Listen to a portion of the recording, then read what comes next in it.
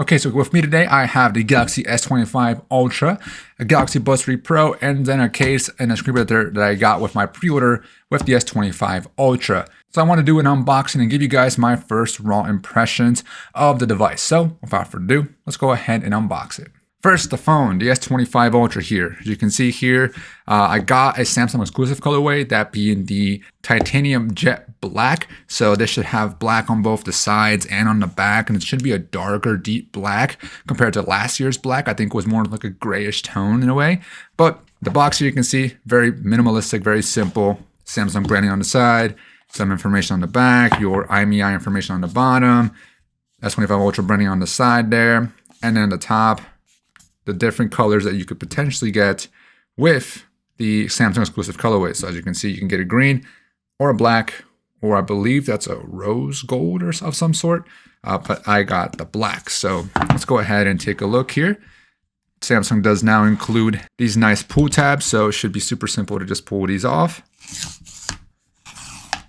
All right, and then lifting the box here. All right, there's the phone. And then on the inside here, you still get, I believe, a 2 amp cable, but this looks the same as I usually get from other Samsung devices from previous generations, and still get a SIM card ejection tool. Okay, and then here we go. We have the S25 Ultra here, and all its glory, that being the jet black. Okay, oh wow. This feels very different. Very different compared to the S24 Ultra. S24 Ultra definitely had a little bit more heft to it, and the flat sides here definitely feels different. The corners here, or I guess the edges here, don't feel as sharp as I expected them to be, so that's good. I'm not sure if I like the camera ring, and I'm not sure if this is completely a jet black or not. It kind of gives off a bit of like a blue tint, depending on the lighting. You might not be able to see that in video, but it kind of feels like a blue tint in person, but not too bad. But yeah, I'm not sure how I feel about the big ass black border rings there. Okay, and then taking off this protector here. Beautiful. That's as clean as it's ever going to be. And if I'm not mistaken, they were able to make the bezels just a little bit smaller, making it mathematically a 6.9 inch display versus a 6.8 inch display from last year.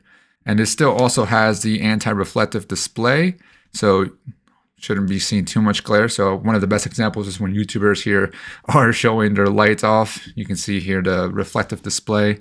Doesn't seem too bad. I mean, obviously it still reflects. You can still see the reflection there, but it's not as bad as a traditional phone. And you continue to have this flat display, but now slightly more rounded, which is nice because I found personally with the S24 Ultra that it was too sharp here in the corners. Then you have your S Pen at the bottom here still.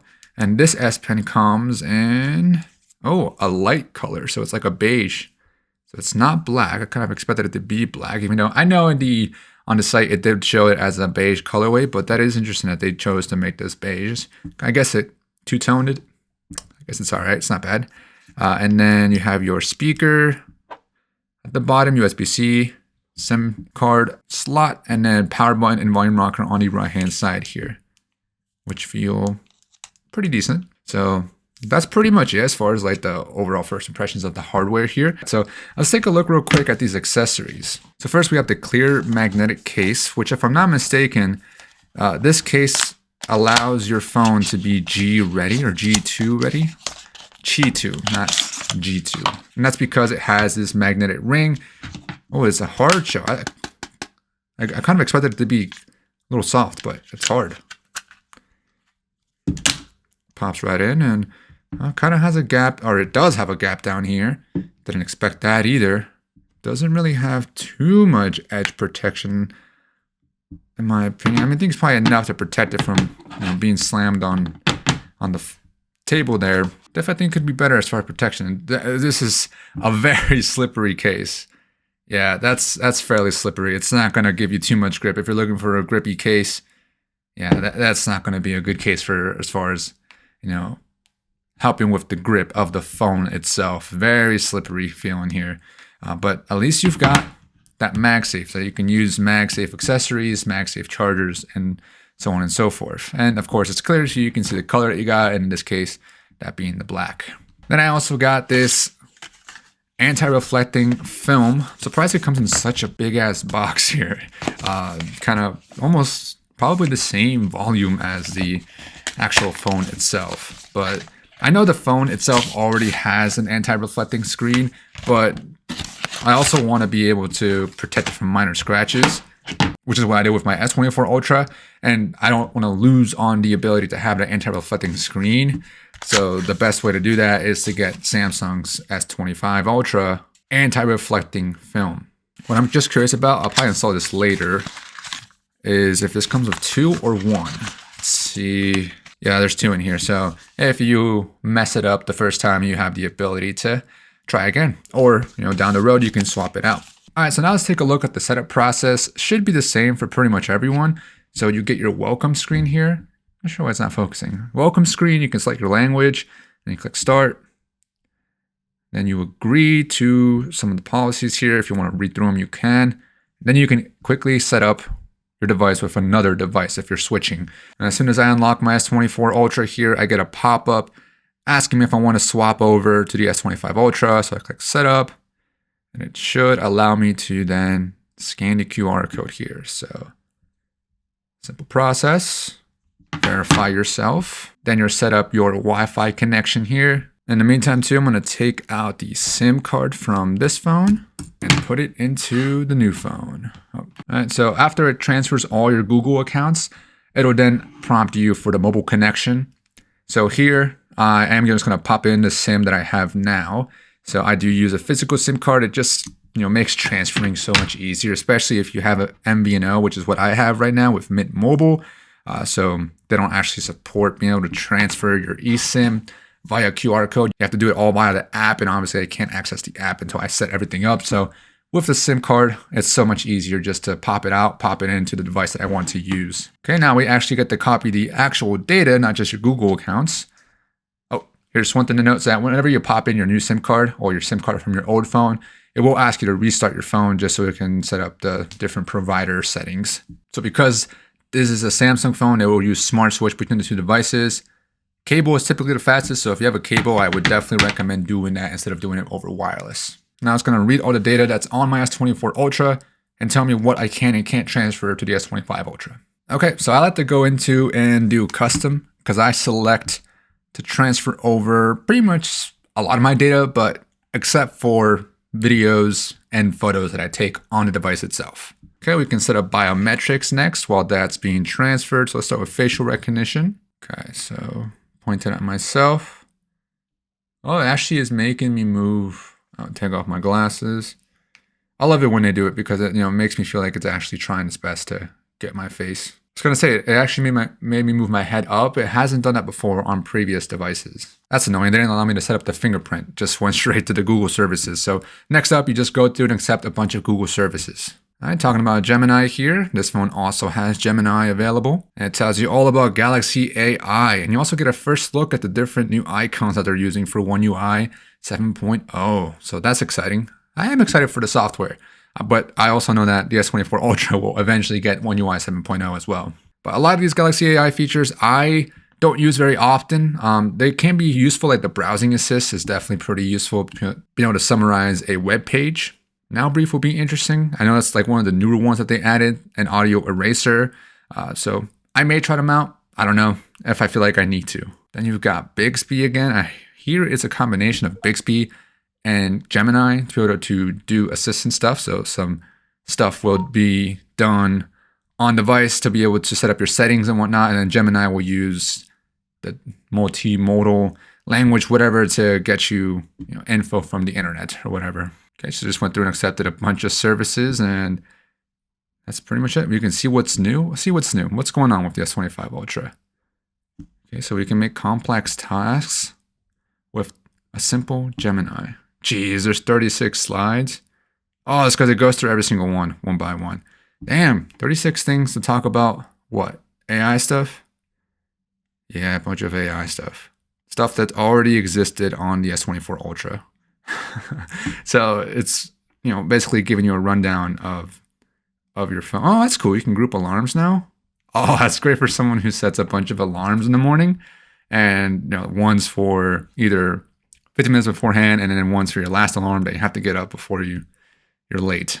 Yeah, I'm just going through these real quick. I'll explore all of One UI on my own. So thank you for all the tips. So that's kind of cool that it gives you a bunch of different tips, even though it's tips that may have already existed because of previous One UI experiences, but still, nevertheless, pretty nice that they included that at the beginning. Okay, so I'm gonna let this transfer, but before I talk to you guys again about the S25 Ultra, I will be unboxing the Galaxy Buds Pro 3 or Buds 3 Pro. Sorry, I mispronounced the name there. But if you don't care about the Buds 3 Pro, you can just skip to the time that I put down below. So you can just get to the actual first impression / first review after X amount of time, probably 24 or 48 hours later. So we'll see you guys there. If not, let's take a look at these Galaxy Buds 3 Pro. All right, the Galaxy Buds 3 Pro. I'm actually pretty excited to check these out. Again, these come with a pull tab. But the main reason I am excited to check these out is because I like the AirPods Pro 2. Don't get me wrong. They're pretty good earbuds. And I found them to be super comfortable. So I'm hoping these are just as comfortable as those, but for obviously the Samsung ecosystem. Okay, so this does not open up as nicely as the phone does. There we go. Okay. So inside the box here, you get, I believe, probably a USB-C to USB-C cable. Then you also get some additional ear tips, it looks like. Actually, I'm curious, what sizes? So it looks like it's just large and small. I know with the AirPods Pro, you get large, small, and extra small, and then the medium come pre-attached. And there we have them, the Galaxy Buds 3 Pro. I got these in the silver colorway, mainly just to try and match it with the S25 Ultra being in the dark jet black. Okay, oh, I forgot that they have like that triangular style design to them. They're definitely lightweight. Kind of feel a little cheap just how light they are, but that's kind of good though. Like I said, I want them to be comfortable, and for them being lightweight, I think that's a good thing. The colors does make it look a little childish though, I will say, but it, again, will help with the identifying left and right. So that may be helpful, maybe not, maybe look weird to you, doesn't matter. Let's take a quick look here at the comfort. Yeah, they feel pretty comfortable. They're definitely lightweight. I don't know how they compare to the AirPods Pro 2, but these definitely feel pretty lightweight. I'm not sure if they'll do well in running though, because I know with the AirPods Pros, those fall off really easily. I believe you do have wireless charging, USB-C at the bottom. And what is this? Is this a button to pair? Wow, that's definitely new. I don't think my previous Galaxy Buds had a button to pair. That's useful because it was always so annoying when you had to hold down both of them or hold them both in your ear to set them in the pairing mode. Now it's directly from here. If that's the case, I believe it is. That'd be super useful. Setting them up should be pretty easy. I have the S25 Ultra here. If I open them, I think it should give me a notification here that I have buds ready to connect. Yep, there we go. Galaxy Buds 3 Pro found and ready to connect. So just by connecting them, it should download all the necessary software that you need. So the Buds 3 Pro come with adaptive noise control. So this can adjust the noise that comes in. Oh, that's pretty cool. Voice and siren detection to protect you from those blazing sirens. Just like that, looks like we're set to go. All right, so here you got the different modes: off, ambient mode, adaptive. Oh, I gotta put at least one of these in. All right, let me just take a quick listen to these because I'm actually kind of excited to see how they sound. Okay, so we got them in the ear now, and noise canceling feels legit. I feel like I can barely hear anything. And I like that there's also a level here, so you can set the level of how strong you want that active noise canceling to be. But I want to go straight into listening to a song, so let's go straight to Spotify here. All right, gonna go straight to one of my favorites right now. See how this sounds. Okay, yeah. That sounds pretty good. Yeah, that's good. That's pretty good. You got different sound quality effects, 360 audio if you want to turn that on. Equalizer. Oh, you can really customize this. You got a couple presets here. Usually I go with dynamic. Yeah, that's nice. Yeah, definitely doesn't feel as bassy, but sounds very crisp, very clear with the music. I don't know if I'm yelling right now, but overall it sounds very good. All right, so that's obviously some very first raw impressions there of these Galaxy Buds.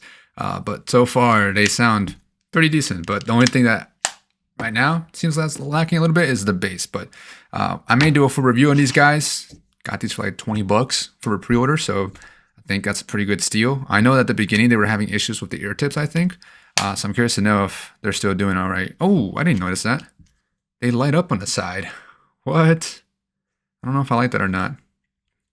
Futuristic, I guess, but interesting. Okay, so that's the Galaxy Buds 3 Pro for you guys. All right, so I've been using the S25 Ultra now for about a weekend. So this gave me a good idea how it performs on my day-to-day when I'm just using it like a normal user. And it pretty much works just like my S24 Ultra did. The only difference is the software. That's the main thing that I noticed. And the good thing is that eventually this software experience will be available on the S24 Ultra as well. So you're really buying this only if you're coming from a much older device. That's my first take, my first impressions here is the only reason you would get the S25 Ultra is if you're coming from an S21 series of devices, maybe even an S22 series of devices, and you're looking to get better hardware. You could make the argument that, you could buy the S24 series for a cheaper price, but to be honest, you could probably find the S25 series for a similar price with like trade-in offers, trade-in deals, whether it be through a carrier or even through Samsung directly. But I will say I do like the now rounded corners here. They're much nicer. That makes the device much nicer to hold in the palm, in the hand. It doesn't dig into your palm as much. Now, granted, now everyone will be using their phone like this for an extended period of time. But if you do, you will definitely notice a difference there. But they did add these boxier, sharper edges. It's not as sharp, but definitely sharper compared to the S24 series, where it's a little bit more rounded off and softer feeling. I kind of wish they would have kept the edges of the S24 and added the rounded corners of the S25 series. Watch them do this for the S26 series just to give people a reason to upgrade. And this jet black colorway, it's not truly jet black. I thought it was going to be black like the S21 Ultra because that was one of my favorite phones as far as feel in the hand, the way it looked because it's a deep black. This one, it's got a bit of a grayish tint to it, bluish tint at different lighting angles. So while not the blackest phone you can get out there, it's definitely nice because it does match the sides of the device. So all around the phone is black versus I think the regular black, they have like a beige or silver side on the aluminum frame instead of it being black all around, which is, I mean, two-tone may look nice to some people, but to others it may look a little bit cheap. Sort of like the S24 Ultra here, how it has a two-tone. This one I didn't mind too much because it was black on blue. I thought it looked kind of decent, and it kind of matched also the rings in a way because it was a little bit darker. And speaking of the rings, they added these black rings on the S25 series. It kind of looks a bit weird to me, like it's not necessary, just like some extra added flair.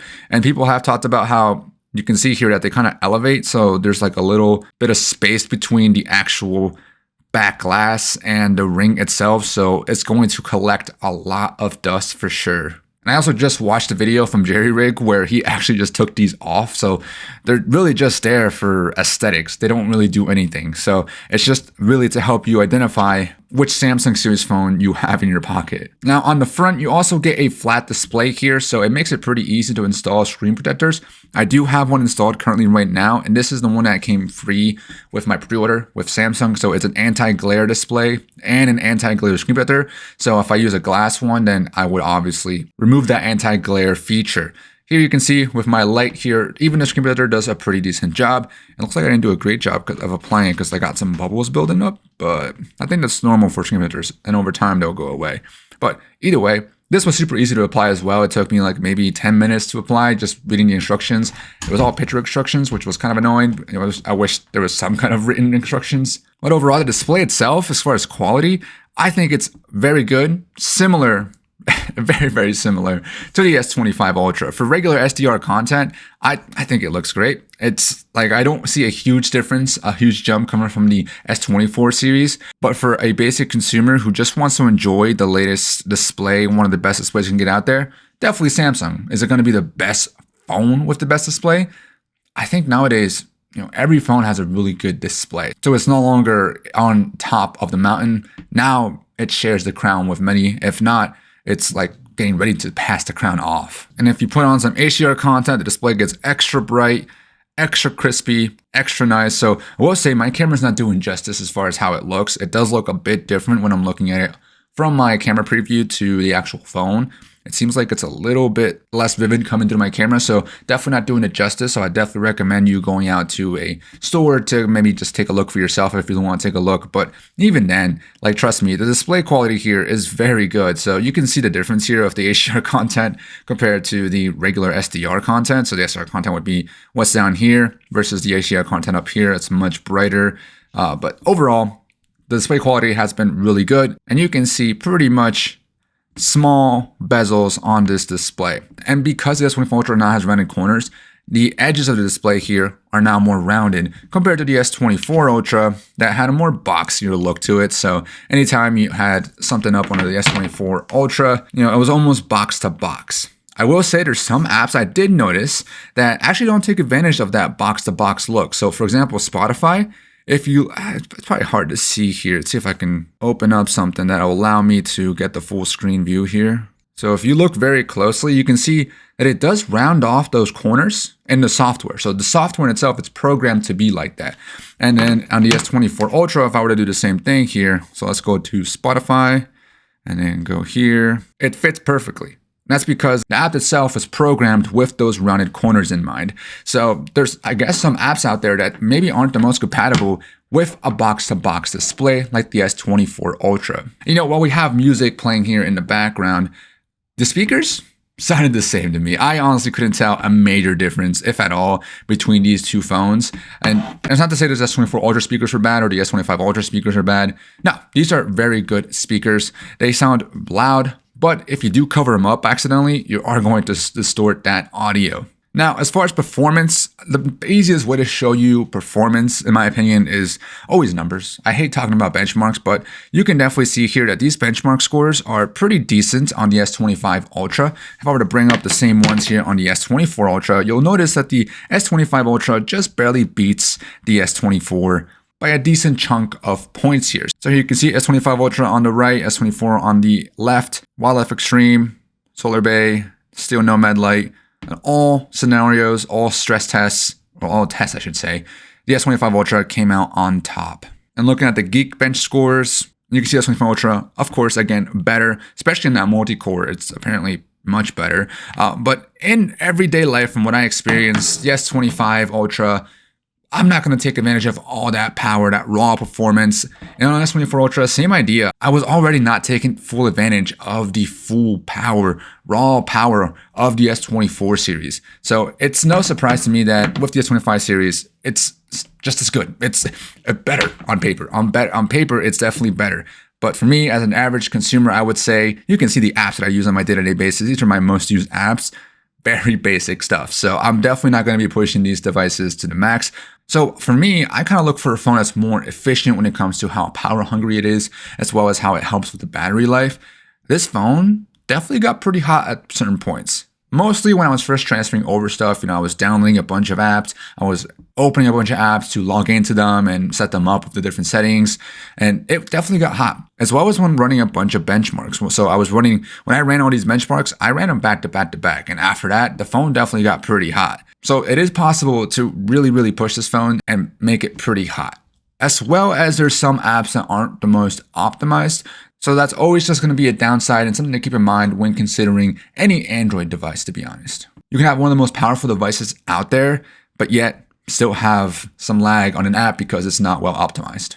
So now let's talk about this software experience real quick, because One UI 7.0, it took it up a notch. I will say, I thought One UI 6.0 is overall pretty decent, and I'm usually a big fan of One UI myself because there's a lot that you can do as far as customization. But they brought over some features from other, not only iOS, but other Android skins that I really like. Like, for example, you can see here right away, these enlarged folders.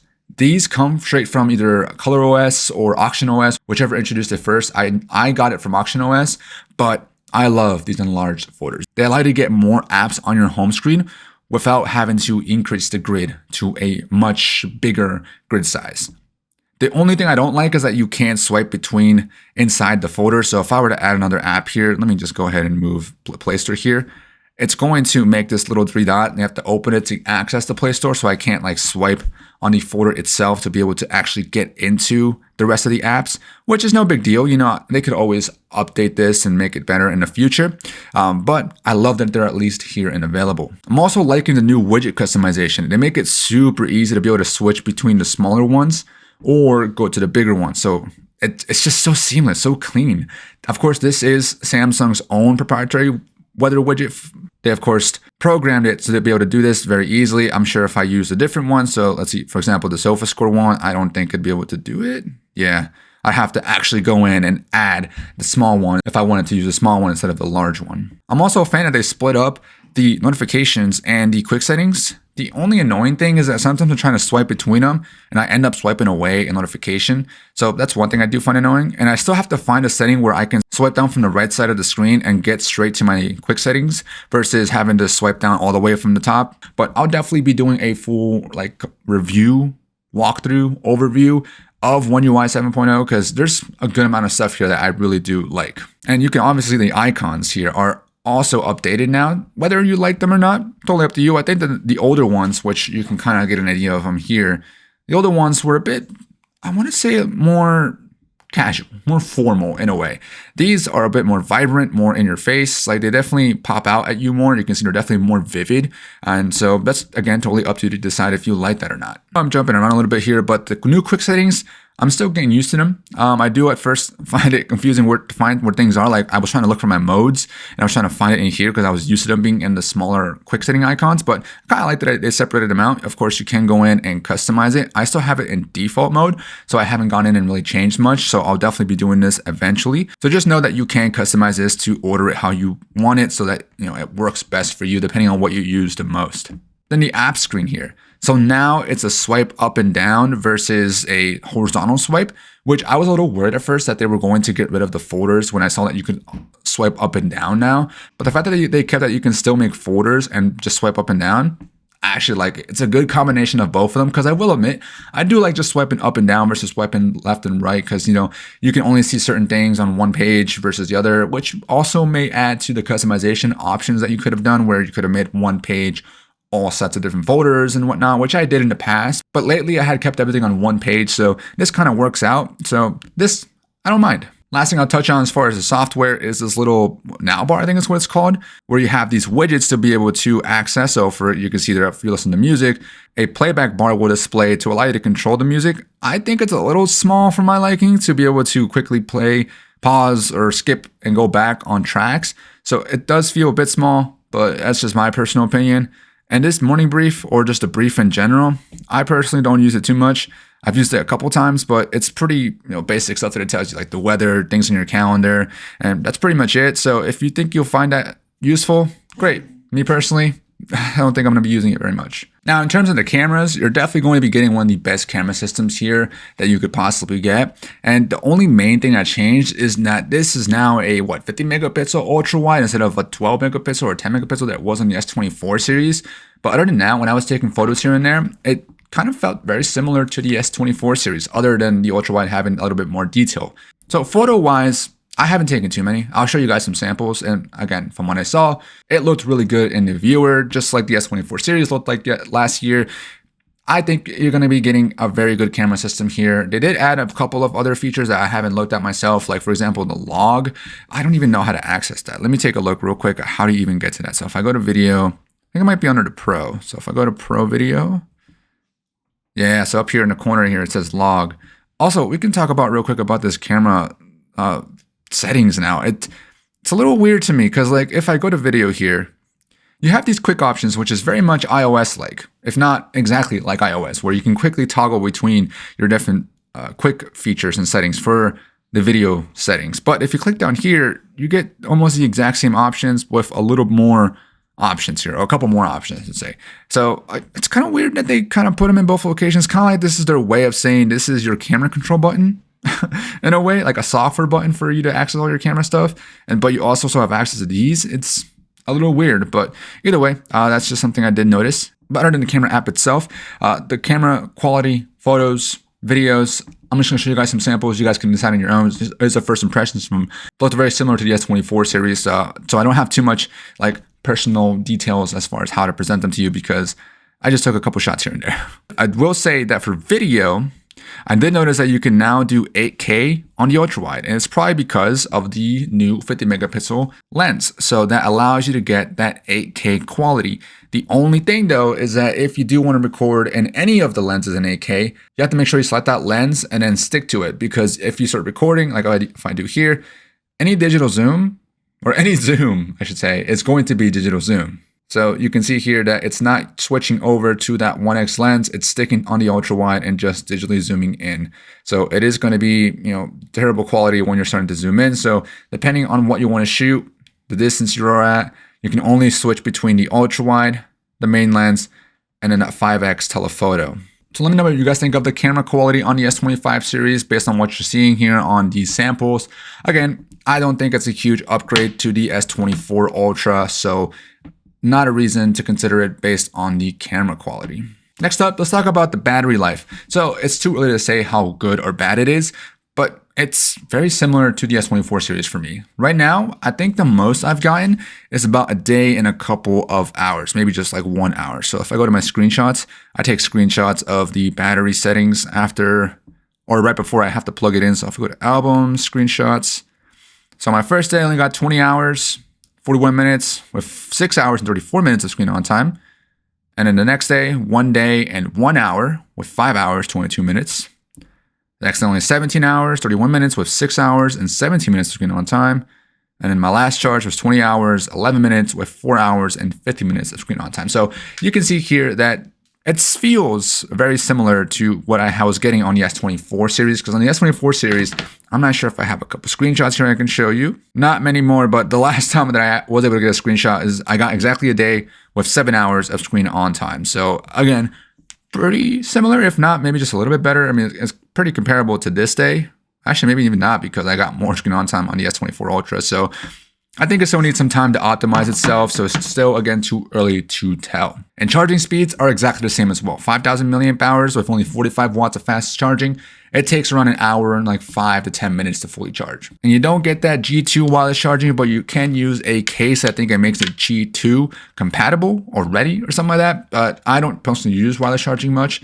That's mainly because it's still capped at, I think, 15 watts. So it's not as fast as the 45 watts, so I just plug it in via a cable. I almost forgot to talk about it too, is the S Pen here. So everyone's pretty upset that the S Pen no longer has that Bluetooth functionality, which I will admit, it's something that you really shouldn't have taken away if it was already available before. So I personally think that it's dumb that they got rid of it. I'll definitely jump and agree on that. But I will say the only time I ever used this Bluetooth functionality was with YouTube, but it doesn't work anymore. It's no longer a feature compatible with YouTube, whether it was YouTube who got rid of it or Samsung who stopped supporting it. It doesn't work anymore. So even with my S24 Ultra here, if I put on a video, I used to be able to just play and pause with the Bluetooth button. Oh, it does work. What? Okay, well, I just feel dumb because I've tried this before many times, and also on my Samsung tablets. I've done it many times. Wait, does it still work with the audio? Bruh. Okay, they must have changed this. Let me look at the settings, because I swear I did not see YouTube as a compatible app anymore, but let me double check. Yeah, it doesn't show here anymore. It used to show here as an option, I'm pretty sure, if I'm not mistaken. Yeah, I swear it wasn't here before, and I swear I've tried it on my tablets and it didn't work anymore, because I would sit on the couch and have my tablet up while playing a game or something, and I would use my S Pen to be able to pause and play or lower the volume depending on what was going on in the game. But I guess it does work now. See, now it's not working. So was that a fluke? Was that a one-time fluke that it did work? Oh man, I don't know. If you guys could let me know down in the comments, why it was that it did work there and now it's not working. Let's see. Now it's not working either. That's not working. Okay, so see, that's maybe a bug potentially, but I swear that one time it did work just now, that had not happened before for many, many months. So that's the only thing I used with the Bluetooth S Pen, was to be able to play and pause stuff from YouTube, because I would prop my phone up or do something with it and just use the Bluetooth S Pen to be able to play and pause the video.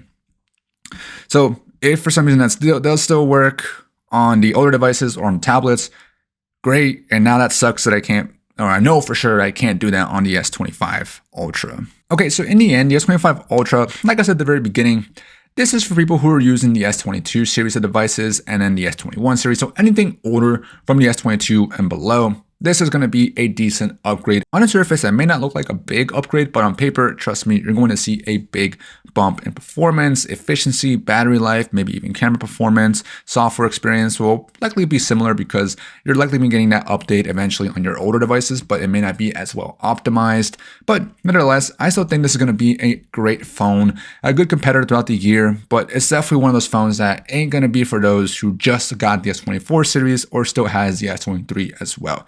Yes, Samsung should be doing more to entice people to get it every single year. But what they did this year was offer better trade-in incentives. Last year with the S24 series, they only offered $750 for the S23 to get the S24. And I think that's mainly because it felt like there was some decent hardware upgrades with the S24 series coming from the S23. Not major, but some decent ones. And with this year, I felt like there was just a little bit less and it took away some things, that being the Bluetooth S Pen. So I feel like they probably thought, we got to entice these people to upgrade. And by doing that, let's offer them $900 for their S24 Ultra, which then brought this phone for me down to $470, I think, plus some additional accessories, that being like the Galaxy Buds 3 Pro, a free case, and a screen protector. So I think that was their plan this whole time, to make sure that, to get those people to buy in is to entice people with some trade-in offers. Will they do that next year? Hopefully not. Hopefully they actually give us something better in terms of like innovation, but who knows? Guess we'll have to wait and find out. So for now, S25 Ultra seems like a great phone. It's going to be a fantastic phone for sure. But for now, the S25 Ultra, first impressions, very good. It's a fantastic device so far.